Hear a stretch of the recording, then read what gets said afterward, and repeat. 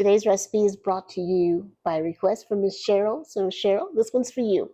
Let's make homemade eggnog. Now I have my pan over very low heat. I want this to heat up very slowly so that my aromatics can steep in it. So I'm going to do 2 cups of whole milk and 1 cup of heavy cream. And to that, I'm going to drop in a cinnamon stick, and you can tell this is one of the Saigon or Vietnam cinnamon sticks because you can hardly break it. And I've got a star anise and about 4 cloves. And I'm just going to let this steep in there as this warms up. So while that is steeping, in my bowl here, I have 6 whole eggs. And to that, I'm going to add a half a cup of sugar. Now you can increase the sugar. I know a lot of recipes call for a whole cup of sugar, but I think that's just really sweet. But you do it how you like. I'm going to do a half a cup of pure cane sugar.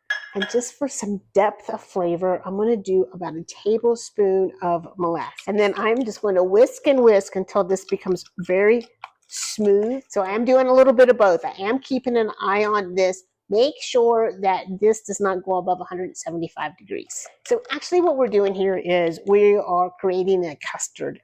Eggnog is a kind of custard. So like a creme brulee is a custard that sets really solid. Or this is our eggs and sugars, our custard base, and this is our custard liquid. Because we have so much liquid, then it doesn't sit up solid like, say, a creme brulee would. So we're getting close here. Now, if you say, Gary, that is too much work for some eggnog, I'm just going to buy mine. Well, I want you to read the label if you do, and I want to see if you can find one that doesn't have high fructose corn syrup, artificial flavors, natural flavors, carrageenan, or anything that you don't know what it is or can't pronounce. So I'm going to just turn this heat off here for a minute. I want to scoop out the cinnamon stick and the star anise and the cloves. But you don't have to do any of these. You can just warm up your milk and your cream. I do think if you just pick one, do the cinnamon stick. So now we're going to temper. And to temper these eggs, we want to slowly introduce the hot into the eggs. If we were to just dump all of this in there, then we would have milk and scrambled eggs.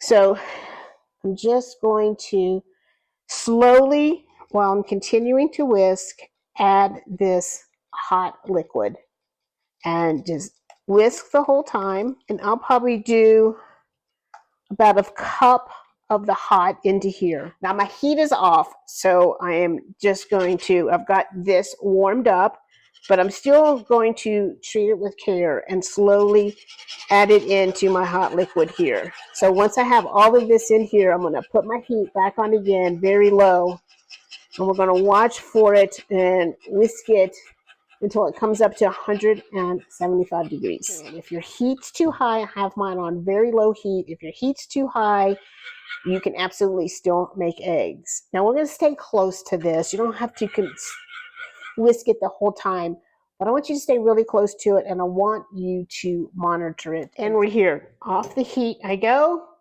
and I am going to whisk in a half of a teaspoon of nutmeg. Now, nutmeg is really your main spice in eggnog. And the reason that I've waited to add it is I want it to still be fresh and vibrant and not have all that cooking time on it. Now I'm going to strain mine. I always strain my custards.